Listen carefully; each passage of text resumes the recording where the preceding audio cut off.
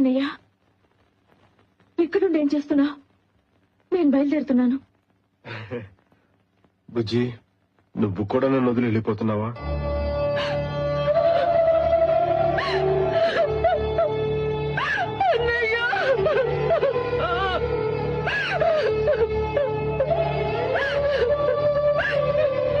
ఏంటన్నయ్య ఇదంతా? నీకున్న మంచి మనసు ఎవరికి ఉంటుంది? అన్నయ్య, ఇలా జరుగుతుందని తెలిస్తే ఆ రోజు నీ ప్రేమ గురించి చెప్పేమనేదాన్ని.